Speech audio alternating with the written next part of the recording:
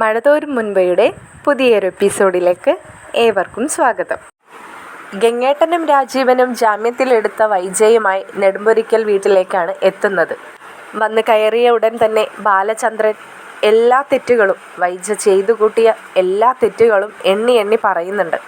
വൈജയെ ഒരുപാട് കുറ്റപ്പെടുത്തുന്നുണ്ട്.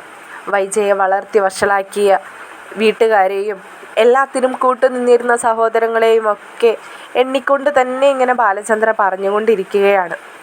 സഹോദരങ്ങൾക്ക് രണ്ടാൾക്കും തിരിച്ചൊന്നും പറയാൻ തന്നെ കഴിയുന്നില്ല. കാരണം തൻ്റെ സഹോദരിയുടെ ഭാഗത്ത് നിന്നും ഒന്നും രണ്ടും തെറ്റുകളൊന്നുമല്ല അവരും കണ്ടിട്ടുള്ളത്. എന്തിനേറെ പറയുന്നു, ബാലചന്ദ്രനുമായി ജീവിച്ചു തുടങ്ങിയതിന് ശേഷവും അവളുടെ ഭാഗത്ത് നിന്നും ഇപ്പോൾ തെറ്റുകളൊക്കെ തന്നെയല്ലേ ഈ സംഭവിക്കുന്നത്. അവൾ തെറ്റുകാരിയാണെന്ന് എല്ലാവരും അറിഞ്ഞു എന്ന് മനസ്സിലാക്കിയിട്ട് പോലും ആ തെറ്റുകളൊന്നും തന്നെ തിരുത്താൻ തൻ്റെ സഹോദരി ഇതുവരെയും തയ്യാറായിട്ടില്ല എന്ന കുറ്റബോധവും സഹോദരങ്ങൾക്കുണ്ട്. ബാലചന്ദ്രൻ പറയുന്ന ഓരോ വാക്കും ശരികളാണെന്ന് അവർക്കും സമ്മതിച്ചു കൊടുത്തേ കഴിയും. എന്നാൽ വൈജയോട് തൻ്റെ ജീവിതം ഇനി മുന്നോട്ട് നല്ല രീതിയിൽ പോകണമെങ്കിൽ ഞങ്ങൾക്ക് എന്ത് ചെയ്തു തരാൻ കഴിയുമെന്ന ചോദ്യത്തിന് വൈജ അവരോട് ആവശ്യപ്പെട്ടത് തൻ്റെ മകളെ തൻ്റെ കൂടെ നിർത്തണമെന്ന്, ബാലചന്ദ്രൻ്റെ സമ്മതം അവൾക്ക് വാങ്ങിച്ചു കൊടുക്കണമെന്നുമായിരുന്നു. അത് ഒരിക്കലും കഴിയില്ലെന്ന് രാജീവനും ശിവനും അറിയാമായിരുന്നിട്ട് പോലും തൻ്റെ സഹോദരിക്ക് വേണ്ടി അത് ചെയ്തു കൊടുക്കാൻ തന്നെ അവർ തയ്യാറാവുകയാണ്. ചില സമയത്ത് എല്ലാം മറന്നുകൊണ്ട് ഒരു സമനില തെറ്റിയ പോലെയാണ് വൈജയന്തി പെരുമാറുന്നതെന്ന് പലപ്പോഴായിട്ട് ഗംഗേട്ടന് തോന്നിയിട്ടുണ്ട്. ബാലചന്ദ്രൻ ഇത്രയും വർത്തമാനങ്ങൾ മുഴുവനും പറയുമ്പോഴും വൈജയന്തി തിരിച്ചൊന്നും പറയാതെ നിൽക്കുന്നതും അതേ മെൻറ്റാലിറ്റിയിൽ തന്നെയാണോ എന്ന് ഗംഗേട്ടനും തോന്നുകയാണ്. ഗംഗേട്ടൻ വൈജയോട് അകത്ത് അമ്മയുടെ മുറിയിലേക്ക് പോയിക്കോളാൻ ആവശ്യപ്പെട്ടപ്പോൾ വൈജ അവരെ എല്ലാവരെയും ഒരു നോട്ടം നോക്കി തൻ്റെ അമ്മയുടെ മുറിയിലേക്കായി വൈജ നടക്കുകയാണ്. ഇതേ സമയം ബാലചന്ദ്രനോട് ഗംഗേട്ടൻ ആവശ്യപ്പെടുന്നുണ്ട്, മതി ബാലചന്ദ്ര, മതി. ഞങ്ങൾക്കെല്ലാവർക്കും അറിയാം അവൾക്ക് തിരുത്താൻ കഴിയാത്ത അത്രയും തെറ്റുകൾ അവൾ ചെയ്തു കൂട്ടിയിട്ടുണ്ടെന്ന്. അറിയാഞ്ഞിട്ടല്ല സംസാരിക്കുന്നത്. ഒരാളുടെ മാനസികാവസ്ഥ കൂടി നമ്മൾ മനസ്സിലാക്കണമല്ലോ എന്നാലോചിച്ചിട്ടാണ്. ബാലചന്ദ്രൻ പരിഹസിച്ചുകൊണ്ട് തന്നെ ഗംഗേട്ടനോട് ചോദിക്കുകയാണ്, അതെന്താ ഗംഗേട്ടാ, നിങ്ങളുടെ സഹോദരിക്ക് അഹങ്കാരവും കുശുമ്പും എല്ലാത്തിനും പുറമെ ഇപ്പോൾ ഭ്രാന്തും തുടങ്ങിയോ? അല്ല, ഞാൻ ഉദ്ദേശിച്ചത് മെൻ്റലി എന്തെങ്കിലും ബുദ്ധിമുട്ട് അവൾക്ക് തോന്നി തുടങ്ങിയെന്ന് അവൾ പറഞ്ഞോ നിങ്ങളുടെ അടുത്ത്? ബാലചന്ദ്ര, അത് പറയാതെ തന്നെ നമുക്ക് മനസ്സിലാവുമല്ലോ. ബാലചന്ദ്രന് തിരക്കില്ലെങ്കിൽ ഞങ്ങളോട് അല്പസമയം സംസാരിക്കാനായി ഒന്ന് പുറത്തേക്ക് വരാമോ എന്ന് ചോദിക്കുകയാണ്. ഗംഗേട്ടൻ്റെ സംസാരങ്ങളെല്ലാം കേൾക്കുമ്പോഴും അലീനയ്ക്ക് മനസ്സിൽ വല്ലാത്തൊരു വിങ്ങലാണ് തോന്നുന്നത്, വല്ലാത്തൊരു കുറ്റബോധം. താൻ വന്നതിന് ശേഷമാണല്ലോ ഈ കുടുംബം ഇങ്ങനെയൊക്കെ ആയി മാറിയത്. തൻ്റെ അമ്മയിപ്പോൾ ഒരു പ്രാന്തിൻ്റെ വക്കത്ത് എത്തി നിൽക്കുന്നത് പോലും താൻ കാരണമാണോ എന്നെല്ലാം അലീന ചിന്തിച്ചു പോവുകയാണ്. അലീന എന്തൊക്കെയോ അവിടെ നിന്ന് ആലോചിച്ചുകൊണ്ട് കണ്ണിൽ നിന്നും കണ്ണുനീരിങ്ങനെ പൊഴിക്കുന്നത് കണ്ട് കൃഷ്ണമോള് അലീനയുടെ അടുത്തേക്കായി വന്നുകൊണ്ട് ചോദിക്കുന്നുണ്ട്, ഇതെന്താ ചേച്ചി, ചേച്ചി നിന്ന് കരയുകയാണോ? ഏയ് ഇല്ല മോളെ എന്ന് അലീന കണ്ണുകൾ തുടച്ചുകൊണ്ട് കൃഷ്ണമോളോട് പറയുന്നുണ്ട്.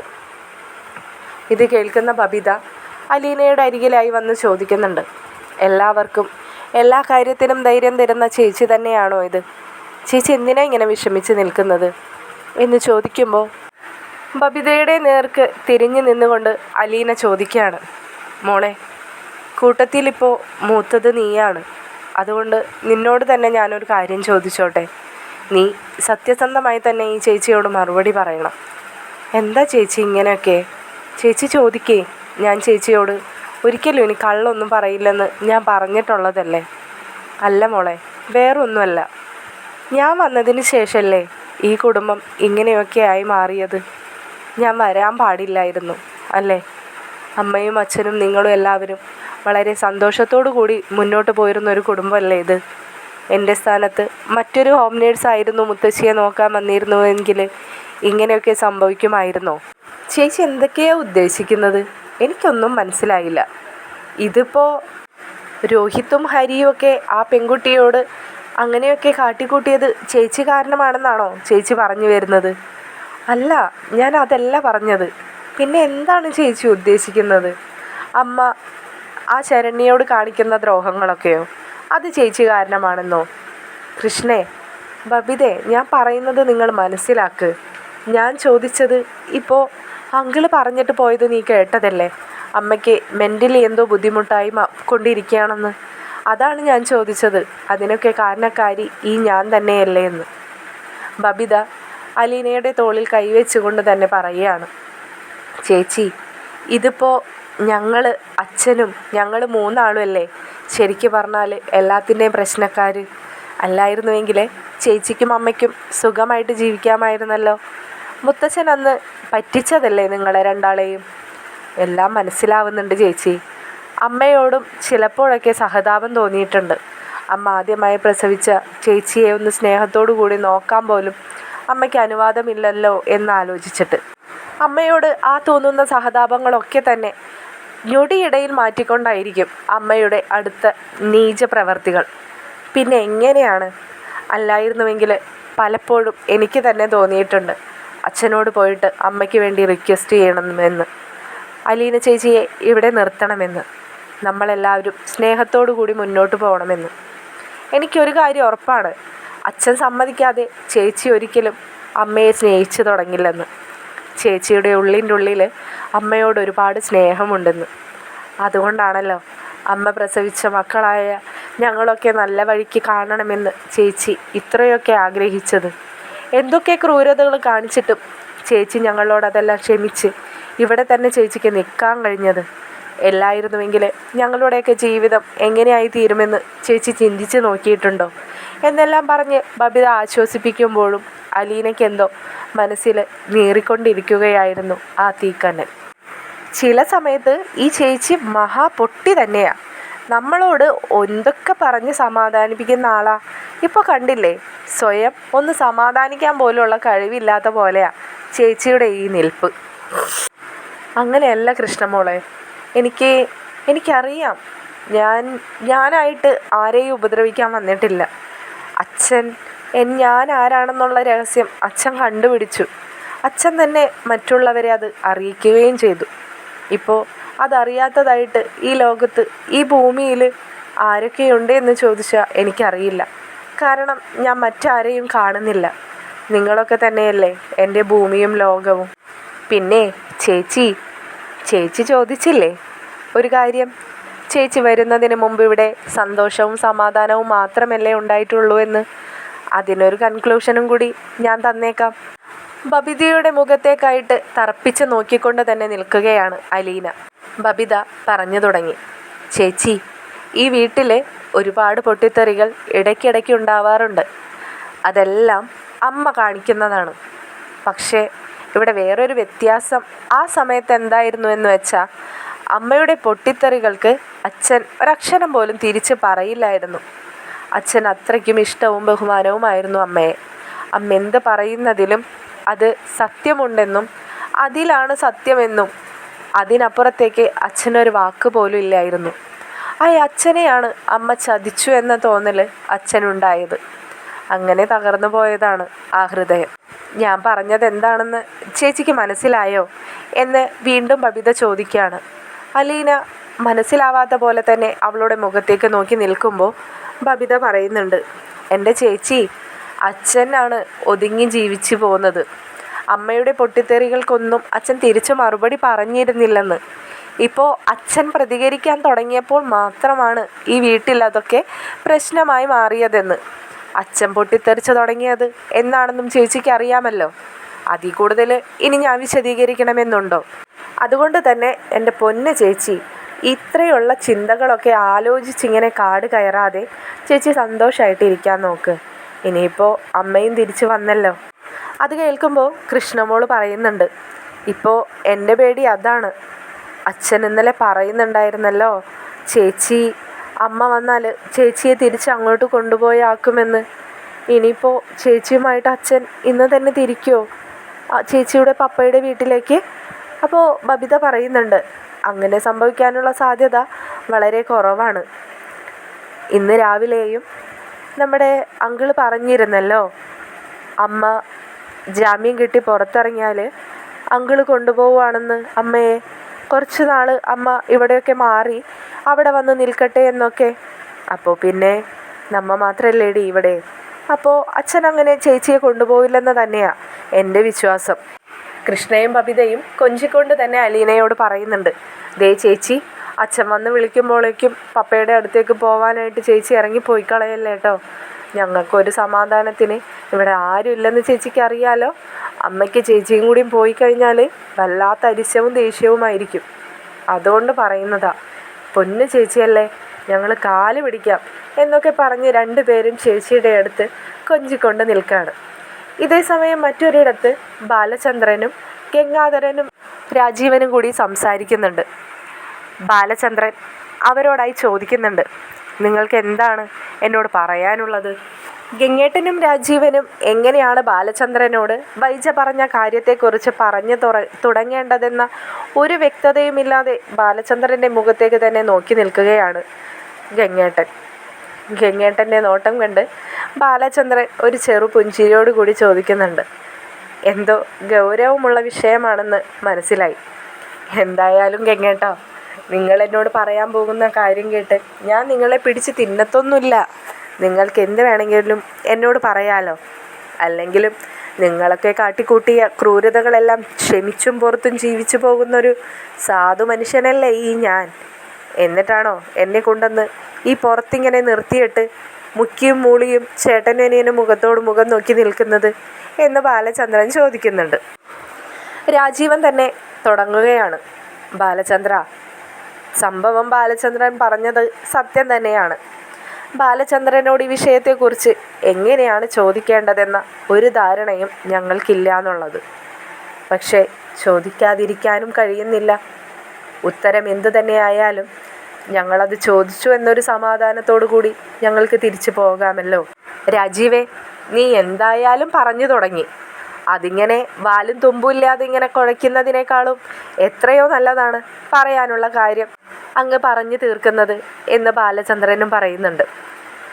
അപ്പോൾ ഗംഗേട്ടൻ തന്നെ പറയുകയാണ്, ബാലചന്ദ്ര, ഉള്ളത് പറയാലോ. വേറൊന്നുമല്ല, എത്ര കാലമാണ് ഇങ്ങനെ ഈ ഒളിച്ചുകളി തുടരാൻ പോകുന്നത്? ഇപ്പോൾ നമ്മുടെ കുടുംബത്തിൽ എല്ലാവർക്കും തന്നെ അറിയാം അലീനയും വൈജയും തമ്മിലുള്ള ബന്ധം. അതിനെ ഇങ്ങനെ വീണ്ടും നീ എന്തിനാണ് ഇങ്ങനെ വൈരാഗ്യം കാണിച്ച് ഒളിപ്പിച്ചും മൂടിയും ഒക്കെ വെക്കാൻ നോക്കുന്നതെന്നാണ് ഞങ്ങളുടെ ചോദ്യം.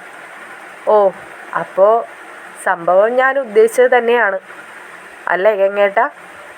ബാലചന്ദ്ര, ഞങ്ങൾ നിന്നോട് തർക്കിക്കാനൊന്നും വന്നതല്ല, ഒരു റിക്വസ്റ്റായിട്ട് പറയുകയാണ്.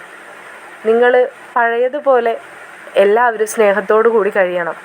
എനിക്കറിയാം നീയും നിൻ്റെ 4 മക്കളും സ്നേഹത്തോടു കൂടി തന്നെയാണ് കഴിയുന്നതെന്ന്. പക്ഷേ വൈജയെ എന്തിനാണ് നീ ഇങ്ങനെ അകറ്റി നിർത്തിയിരിക്കുന്നത്? ഓ, വൈജയെ എന്തിനാണ് അകറ്റി നിർത്തിയിരിക്കുന്നതെന്ന് അല്ല ഗംഗേട്ടാ, ഞാനൊരു സംശയം ചോദിച്ചോട്ടെ? ഗംഗേട്ടൻ ഇപ്പോൾ തന്നെ പറഞ്ഞു നിർത്തിയെടുത്ത് നിന്ന് തന്നെയാണ് ചോദ്യം. ഗംഗേട്ടൻ പറഞ്ഞല്ലോ ഞാനും എൻ്റെ 4 മക്കളും സന്തോഷത്തോടു കൂടി തന്നെയാണ് ജീവിച്ചു പോകുന്നതെന്ന്. ആ 4 മക്കളും എൻ്റെ സ്വന്തം തന്നെയാണോ ഗംഗേട്ടാ? നിങ്ങളത് ഒന്ന് കൂട്ടിച്ചേർത്ത് പറഞ്ഞതല്ലേ? ഓ, അങ്ങനെയാണോ ബാലചന്ദ്ര നീ അവളെ കാണുന്നത്? എനിക്കങ്ങനെ തോന്നിയിട്ടില്ല. അതുകൊണ്ട് തന്നെയാണ് നിൻ്റെ 3 മക്കളോടൊപ്പം ഞാൻ അവളെയും ചേർത്ത് പറഞ്ഞത്. ഗംഗേട്ടൻ ആ പറഞ്ഞത് സത്യം തന്നെയാണ്. എനിക്ക് വൈജയിലുണ്ടായ മക്കളെക്കാളും ഞാനിപ്പോൾ പ്രാധാന്യം കൊടുക്കുന്നത് വൈജ പ്രസവിച്ചുപേക്ഷിച്ച ആ മകൾക്ക് തന്നെയാണ്. അതിലൊരു സംശയവും വേണ്ട. പക്ഷേ വൈജ അലീനയുമായി ഒന്നായി കഴിയുമ്പോൾ എൻ്റെ സ്ഥാനം എന്താണെന്ന് അതിനുള്ള ചോദ്യവും ഉത്തരവും എൻ്റെ മനസ്സിൽ ഇപ്പോഴും കിടക്കുകയാണ്. ചോദ്യം മാത്രമാണ്, ഉത്തരം ഇതുവരെ എനിക്ക് കണ്ടെത്താൻ കഴിഞ്ഞിട്ടില്ല. ആ ഉത്തരം കണ്ടെത്തുന്നിടത്തോളം കാലം ഇതിങ്ങനെ തന്നെ പോവും. എന്നെ ചതിച്ച് 25 വർഷക്കാലം അവൾ സുഖിച്ച് ജീവിച്ചതല്ലേ? അപ്പോൾ പിന്നെ ഇതൊക്കെ അങ്ങ് നടക്കട്ടെ. ആ സുഖത്തിന് കുറച്ച് സമയമെങ്കിലും ഒരു ദുഃഖമുണ്ടാവണ്ടേ? അങ്ങനെയല്ലേ പറഞ്ഞു കേട്ടിട്ടുള്ളത്, ഒരു സുഖത്തിന് ഒരു ദുഃഖം കാണുമെന്ന്. ഈ കണ്ട കാലം സൂചിച്ചതല്ലേ? നിങ്ങളും കൂടി ഒന്ന് ക്ഷമിച്ചേക്ക്. ഒരു സഹോദരി ഇത്ര വലിയ തെറ്റ് ചെയ്ത് തിരിച്ചു വന്നപ്പോൾ ഒരു മണ്ടൻ്റെ തലയിൽ കെട്ടിവെച്ച് എല്ലാം ഒതുങ്ങിത്തീർന്നുവെന്ന് ഇത്രയും കാലം നിങ്ങളും ചിന്തിച്ചു കാണില്ലേ എപ്പോഴെങ്കിലും? അതിൽ നിന്നൊക്കെ ഒരു വ്യത്യാസം ഉണ്ടാവണമല്ലോ. എന്തൊക്കെയാണ് ബാലചന്ദ്ര നീ ഈ പറയുന്നത്? ഞങ്ങളാരും അങ്ങനെ മനസ്സുകൊണ്ട് പോലും ചിന്തിച്ചിട്ടില്ല. വൈജയെ സ്നേഹിക്കുകയും മനസ്സിലാക്കുന്ന ഒരു ചെറുപ്പക്കാരൻ വന്നു അവളെ ആ കൈ പിടിച്ചേൽപ്പിച്ചു. അത് ഞങ്ങൾക്കറിയാവുന്ന ആളായിരുന്നു. പിന്നെ നീ മുൻപ് പറഞ്ഞിട്ടുള്ളതുപോലെ ഞങ്ങളുടെ തറവാട്ട് മഹിമയ്ക്ക് അനുസരിച്ച് നീ വളർന്നപ്പോൾ ഞങ്ങൾക്ക് പിന്നെ മറ്റെന്താണ് ചിന്തിക്കാനുണ്ടായിരുന്നത്? അല്ലാതെ നീ ഉദ്ദേശിക്കുന്ന പോലെ നിന്റെ തലയിൽ വൈജയെ കെട്ടിവെച്ച് തന്നു എന്നൊന്നും ഒരിക്കൽ പോലും ചിന്തിക്കരുത് ബാലചന്ദ്ര. ഗംഗേട്ടൻ ബാലചന്ദ്രനോടായി ഒന്നുകൂടി പറയുന്നുണ്ട്. അല്ല ബാലചന്ദ്ര, ഇതെത്ര നാളാണ് ഈ കളി ഇങ്ങനെ കളിച്ച് മുന്നോട്ട് പോവാൻ തയ്യാറാവുന്നത്? നീ തന്നെയല്ലേ മനുവിന് വാക്ക് കൊടുത്തത്? എന്ത് എന്ന അർത്ഥത്തിൽ ഗംഗേട്ടൻ്റെ മുഖത്തേക്ക് നോക്കി നിൽക്കുകയായിരുന്നു ബാലചന്ദ്രൻ. നിനക്ക് മനസ്സിലായില്ലേ ബാലചന്ദ്ര ഞാൻ പറഞ്ഞത്? മനു നിന്നോട് വന്ന് അലീനയെ വിവാഹം കഴിക്കാൻ താല്പര്യമുണ്ടെന്ന് പറഞ്ഞിരുന്നില്ലേ? അവൻ നിന്നോട് തന്നെയല്ലേ ആദ്യം വന്നത് പറഞ്ഞുള്ളൂ. അതിനുശേഷം അവൻ്റെ വീട്ടിൽ പോയി അതേ ആവശ്യം പ്രകടിപ്പിച്ചു എന്ന് മാത്രമല്ല, അവൻ ഇനി ഒരു പെൺകുട്ടി അവൻ്റെ ജീവിതത്തിൽ വരികയാണെങ്കിൽ അത് അലീന മാത്രമായിരിക്കുമെന്ന് കമലയെ അവൻ വെല്ലുവിളിക്കുകയും കൂടി ചെയ്തിരുന്നു. ഈ കളിക്കുന്ന നാടകത്തിനൊക്കെ ഒരവസാനം കിട്ടിയിട്ട് വേണ്ടേ ബാലചന്ദ്ര അങ്ങനെ ഒരു മംഗളകർമ്മങ്ങളൊക്കെ നടക്കാനായിട്ട്? നീ മനുവിന് വാക്ക് കൊടുത്തു എന്നാണല്ലോ ഞങ്ങളോട് മനു പറഞ്ഞത്. അലീനയ്ക്ക് സമ്മതമാണെങ്കിൽ ഈ വിവാഹം നടക്കുമെന്ന്. അപ്പോൾ നിനക്ക് സമ്മതമാണെന്ന് തന്നെയല്ലേ അതിനർത്ഥം? അവനും അങ്ങനെ തന്നെയാണ് ഞങ്ങളോടെല്ലാവരോടും സംസാരിച്ചത്. അവനിനി വേറെ ആരെയും സമ്മതം വേണ്ടെന്ന്, അവന് അലീനയുടെ സമ്മതം മാത്രം മതിയെന്ന്. ഗംഗേട്ടൻ്റെ ഈ ചോദ്യങ്ങൾക്കെല്ലാം ഉത്തരമില്ലാത്തതുപോലെ ബാലചന്ദ്രൻ ചിന്തിച്ച് തന്നെ നിൽക്കുകയാണ്.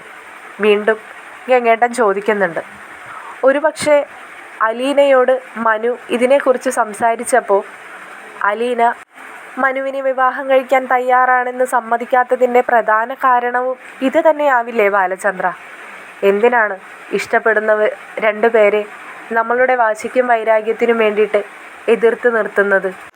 എന്തുകൊണ്ടും ചേരുന്ന രണ്ട് വ്യക്തികൾ തന്നെയാണ് അവർ രണ്ടുപേരും, മനുവും അലീനയും. അവരെപ്പോലെ അവർ മാത്രമേ ഉള്ളൂ. നല്ല മനസ്സിനുടമകളാണ് രണ്ടുപേരും.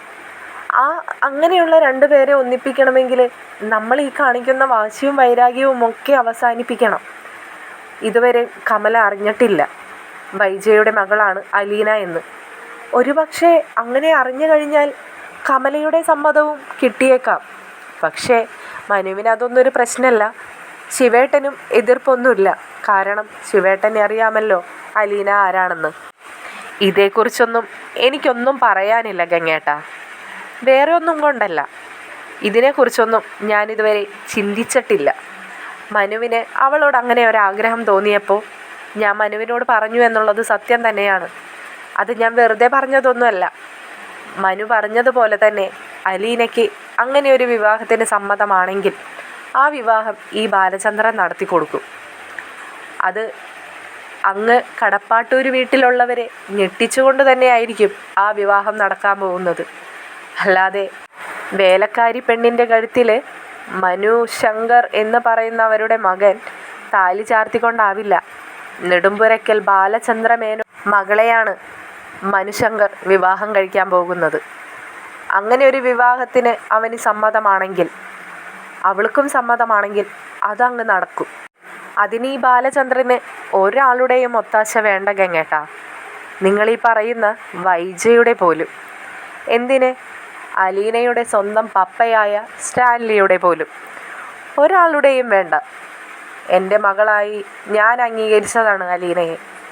അവളും ഇന്ന് ഈ ഭൂമിയിൽ അവൾക്ക് ജന്മം നൽകിയ അവളുടെ അച്ഛനേക്കാളും അവളെ പ്രസവിച്ചുപേക്ഷിച്ച അമ്മയെക്കാളുമേറെ അവൾ എന്നെ സ്നേഹിക്കുന്നുണ്ട്. ഞാൻ എങ്ങനെയാണ് അവളുടെ സന്തോഷങ്ങൾ തട്ടിത്തെറിപ്പിക്കുന്നത്? അതോർത്ത് നിങ്ങളാരും പേടിക്കണ്ട. ഗംഗേട്ടൻ സമാധാനമായിട്ട് തന്നെ പോയിക്കോ. അവളുടെ ഭാവി എൻ്റെ കയ്യിൽ സുരക്ഷിതമായിരിക്കും. മനുശങ്കർ തന്നെ അവളെ വിവാഹവും കഴിക്കും. അതിൻ്റെ പേരിൽ വൈജയുടെ പേരും പറഞ്ഞ് ഒരാളും എൻ്റെ അടുത്തേക്ക് വരണമെന്നില്ല. അതൊക്കെ ഞാൻ മുന്നേ പറഞ്ഞ് അവസാനിപ്പിച്ചതാണ്. വൈജയാണ് നിങ്ങളെ എൻ്റെ മുമ്പിലേക്ക് വിട്ടതെന്നും എനിക്ക് നല്ല ബോധമുണ്ട്. അതുകൊണ്ട് തന്നെ നിങ്ങൾ വൈജയോടും കൂടി പറഞ്ഞേക്ക്, ബാലചന്ദ്രൻ്റെ അടുത്തൊന്നും ഈ അടവുകളൊക്കെ നടക്കില്ലെന്ന്.